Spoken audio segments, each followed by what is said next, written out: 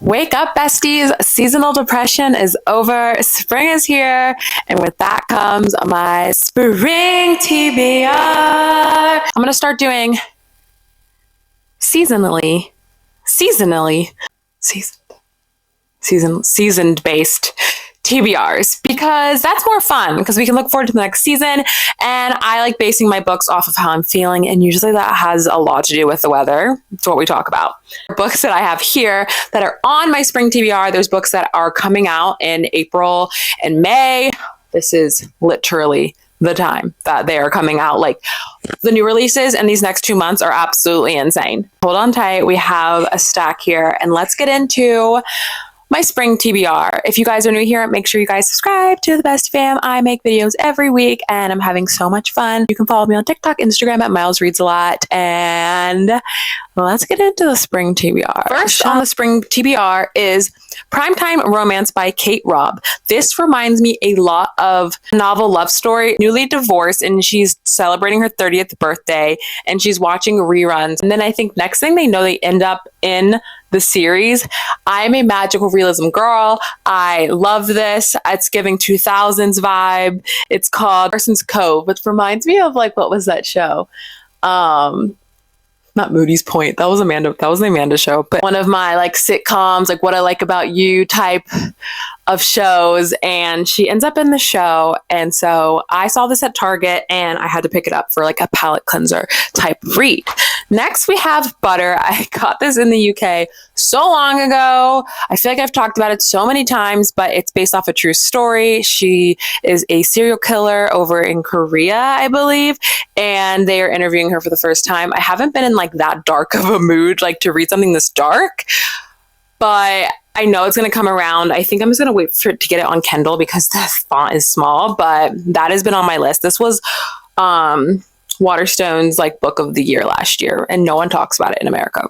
I don't know. I have Murder at Gull's Nest. This was sent to me as an ARC, but this is giving cozy mystery, and I know there's going to be a time when I'm in the mood for this, but it's based in 1954. Haunted by a line of one of Frida's letters, Nora arrives in Gull's Nest, a boarding house filled with lively characters.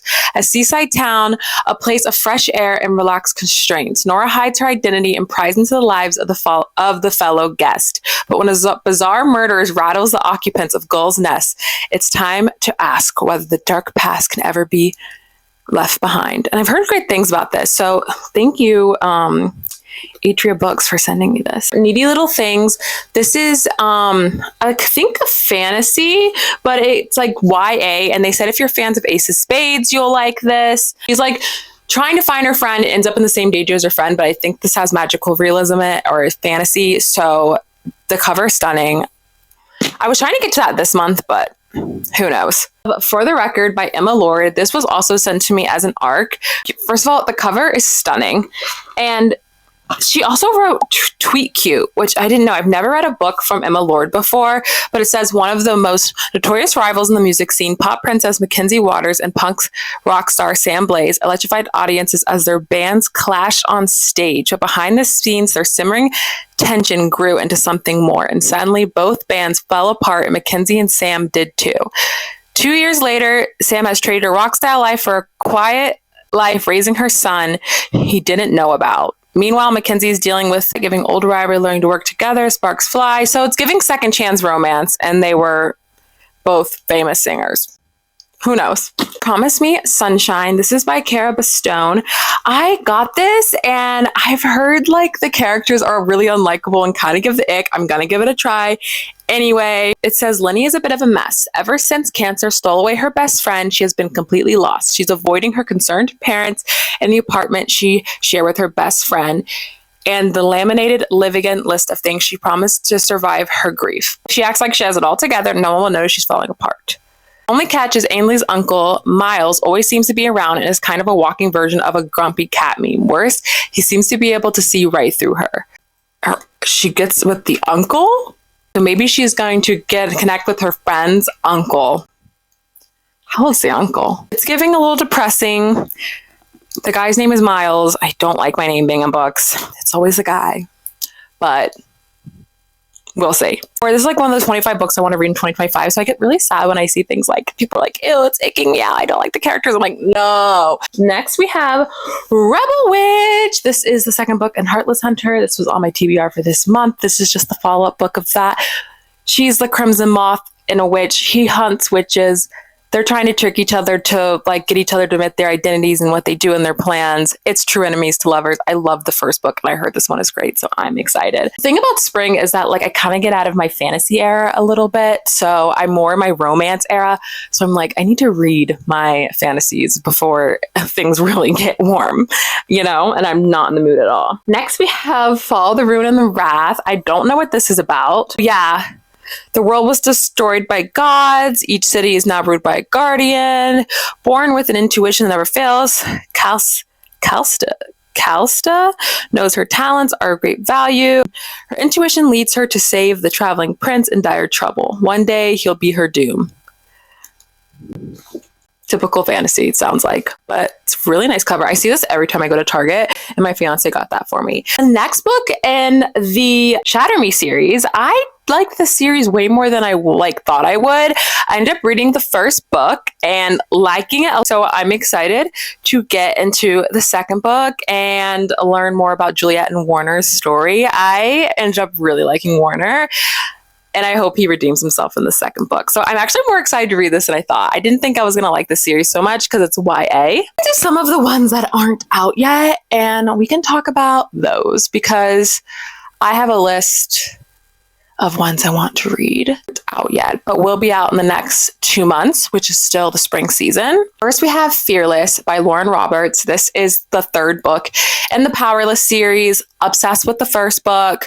The second book was so meh and to me. It was so repetitive. The bantering was way too much. I just felt like the book was such a filler, so pointless. So Fearless, you better come through.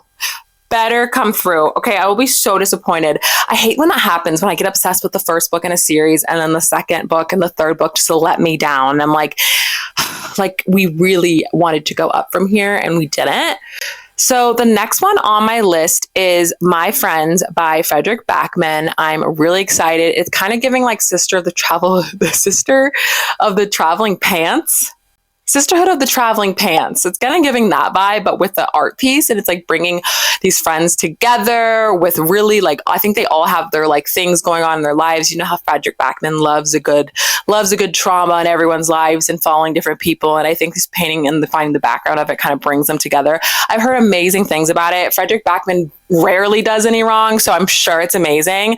And I will be definitely picking that up and probably crying my eyes out as I do with his books.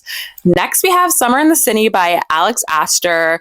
It's such a cute cover. I've only read Lightlark and Nightbane by her. I have never read anything other than her fantasy, so I'm very curious to see how she does traditional romance. Next, we have the third book in the Before I Let Go, that series by Kennedy Ryan. This is a third in the book, and I loved the first two, and this is Hendrix' book. Can't get enough. I'm really excited because she's like the outgoing, crazy friend in the group. We have like two more of the responsible ones, but she's like the single friend, the fun friend. So it's going to be fun to see what it's like for her to like finally settle down and meet someone. I love this series. Kennedy Ryan kills it with these books. Next, we have It's a Love Story by Annabelle Monaghan. I love Annabelle Monaghan books. I think usually they're like a screenwriter or something. It's usually about a woman in her 40s, and it's like at some like summery scene. Jane Jackson knows that true love is a lie. Laughter, you can't fake it. Punchline, except she faked it too far. Desperate to get her first project greenlit, is riled up the cinematographer. Yeah, so they're usually in the business of something. And I love Annabelle Monaghan's books. It's so funny how she like makes her titles so like blunt, and it sounds like such a basic title, but the books are always so deep. Like I'm like looking at my shelves. It's like, oh, summer romance. This one is It's a Love Story, and it will be like so deep you'll be crying. Have The Tenant by Frida McFadden. I don't know why I keep reading her books because they're so mid to me, but they're so fast paced that and they're always on Kindle Unlimited. But this one is about a guy who basically is like down on his luck in his mortgage. And then he has like this tenant move in, and she's like this pretty nice girl. And I think strange things start happening. And you know, I love allure. Like I love when like someone moves into a house and then weird stuff starts happening. You're like figuring out what's actually going on. It's sounds so up my alley. The Love Haters by Catherine Center. I will give Catherine Center one more time. I feel like I love The Bodyguard, and I kind of liked Hello Stranger. Really didn't like the rom-commer, so it's been a mixed bag with her. I wants a career in making big profiling Hutchinson, a Coast Guard rescue swimmer in Key West. The honors rescue the Great Dane. She gets trapped in a light or two. Swim lessons, helicopter flights, and conga lines. Stolen kisses. Okay, so why did I think this was about music? I don't know. Not at all. Can we please pretend that I didn't lose half the footage because the microphone didn't pick up any sound and it's not 2 days later to finish? Let's keep going, shall we? So next I have on the list is One Golden Summer. This is by Kelly Fortune. She wrote Meet Me at the Lake. She wrote This Summer Was Different. She always does a really good beach read, and I did not enjoy Meet Me at the Lake, but I did enjoy, what was the first one she wrote? Every Summer After. I really enjoyed that one as well, even though it did have a trope I did not like. But I love reading her books in the summertime. Then we have In Contra. This is the second book after in the like Phantasma series. This is the one after Phantasma. This one follows her sister. I really liked in Phantasma. People said it was really similar to Carvel, but I felt like it was a way like more intense version of Carvel. Carvel I still felt was kind of cute and sweet, and I don't really want to finish that series. This one I want to do. I want to finish. Say You Remember Me by Abby Jimenez. I mean, can she do wrong? Really, like she is the queen of like rom-com books, and every book I'm sat for it, I'm here for it. And then we have Wild and Wrangled. This is the fourth book in the Rebel Boo Ranch series, and I really enjoyed Lost and Lassoed a lot. So I'm excited to go into this book. This book follows Camille. I'm not gonna lie to you guys, I really do get Chestnut Springs, and I just finished Reckless from Chestnut Springs, and I get the books so mixed up because they're so similar. So I'm like, I get my characters all mixed up. I'm like, is that in Rebel Ranch? Is that in Chestnut Springs? I'm not gonna lie to you guys, they're very similar. Then we have Great Big Beautiful Life by Emily Henry. Of course, also going to be sat for that one. I love Emily Henry books. Her writing is pretty good. I did not really, for some reason, I have like the not as popular of opinion, but I liked Funny Story more than I liked Happy Place. I don't know. I wasn't obsessed with Happy Place like everybody else was, but I liked Funny Story. And I also have read like all her OG books. So this one comes out. When does this one come out? April 22nd. Oh my gosh, so many good books coming out. What Happens in Amsterdam. This cover is so stunning. And it looks like it's like a second chance romance where she like gets fired from her job, she goes and moves to Amsterdam, and then she sees someone that she knows from there. And I think that's like a cute like palate cleanser book, and I love books that are based in other countries, and I've never been to Amsterdam and I want to go, so I'm just gonna imagine it's me. That's the ones that are coming out. I don't have physical copies of, so let's bring back books that I do have physical copies of and go over them. I have always wanted to read this book by Rebecca Yarros, that was The Things We Leave Unfinished, and I never like actually picked it up, but Destiny Sidwell, I won like some book giveaway thing and I got it in the little bag, so she's the best. I mean, it left me bawling, but if I'm in a need of a good like cry romance, I'm really wanting to read this. I think this is like letters from about a couple from a manuscript from back in the day. The romance of a World War II pilot, and the ending is a happy one. Noah is undeniable as she's determined as ever to learn from her great-grandmother's mistakes, even if it means destroying Noah's career. Then we have The Other Side of Now. I got this as an ARC, and I thought it looked really good. It's by Paige Harbison. And it says that with the leading role of a hit TV show and with the relationship with Hollywood's latest heartthrob, Meg Bryan, in this life, her best friend Amy is alive and she wants nothing to do with Meg, despite her bewilderment. Oh my God, this sounds really good. Sign me up. This sounds so good. So like in this alternate universe, her friend like does not like her at all. Her best friend that like died in reality. Oh, so good. And in Ireland. So this one is Broken Country. I've heard great things about this. I honestly walked past this so many times in Barnes because I wasn't sure if I was emotionally ready to read this, because it first starts off with it saying, Beth and her gentle, kind husband, Frank, are happily married. Through the relationship relies on the past staying buried. But when Beth's brother-in-law shoots a dog going after their sheep, stop there. Stop there. Why are we starting off with the dog dying? I was like, I don't know if I can do that, but the rest sounds so good. Beth doesn't realize the gunshot will alter the course of their lives. The dog belonged to none other than Gabriel Wolf, a man Beth loved as a teenager, the man who broke her heart years ago. He has returned to the village with a young son, Leo, who reminds Beth of the very much of her own son, who died a few years earlier in a tragic accident. As Beth is pulled into Gabriel's life, tensions around the village rise and dangerous secrets and latent jealousies from the past resurface with deadly consequences. Beth is forced to choose between the woman she was and the woman she has become. It sounds so good. And it's like, it looks kind of short. How many pages is this? Don't spoil anything for myself. It's like under 300 pages. But I've heard great things. I'm trying not to let the dog part get to me. Then we have Nightingale. Oh my gosh, like knowing that my favorite book was The Women last year, you would think I would like run to this, but I don't know if I'm emotionally ready for like a 500-page book, a 600-page book of sadness. Like, I don't know if I'm ready for it. I've literally gotten this so many times on Libby. I've gotten this. I've picked it up so many times. I put it back down. I think I need like a rainy day where I'm already sad and I just need to sulk, and then I will pick this up. Lord knows once I do, it'll be the best day ever of my life to get this off my TBR. Then we have A Sea of Unspoken Things by Adrienne Young. I've heard magical realism with the mix of like mystery. I think she's like figuring out what happened to her brother, maybe. I really love The Unmaking of June Farrow, and that was the first book I'd read from Adrienne Young. So this is Sarah's book club book of the month, so I will be reading this, but I haven't heard the best of things, which is super depressing. But maybe I think people thought going into it was like maybe a love story and not a mystery, so maybe going into it knowing that's somewhat of a mystery about her brother, I'll like it more. But this is like one of my top books that I wanted to read in 2025, just knowing it was from her.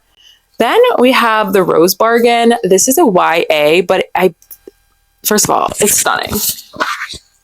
Oh my God, it's stunning. So I hadn't seen the hardback version, but like either you get the hand of the prince or you like lose everything. I think that's like what I've heard about this. I've heard it's good, and honestly, it sounds like my kind of book, like a YA, like competition for a prince's hand and like a lot's at stake. Nothing like the movies. I have been hesitant to read this just because I heard that it ruined better than the movies for people. This is them in college. What's the girl's name? It's in Liz. And I really liked better than the movies. They're like next door neighbors and they become more than friends. It's super cute. And this is like the next stage of their life. I will stand by the fact that not every book needs a sequel. So I haven't been really like that eager to pick this up, but I will. That's what's on my list. Guys, me and a TBR is like, we're not a good relationship because we don't come through with our promises. You know, I promise these books this, and then a new release comes out and a book is on Kindle Unlimited and I don't feel like reading a physical copy, and I'm such a mood reader. But typically what I just showed you guys will be like what I'm probably going to choose from when it comes to reading in this spring season. I definitely think this is doable. Will I stick to these exact books? I mean, I don't know. This is like the best of the best on my shelf right now. Times I'm in between like feeling bad that I'm not reading what's on my TBR and also being like, honestly, who cares? Who cares? Hopefully this gave you guys some ideas of what you could possibly be reading this spring season. Let me know what's on your guys' radar. And thank you guys so much for watching. Make sure you like and subscribe to the Bestie Fam. And I make videos every week. Love you. Bye.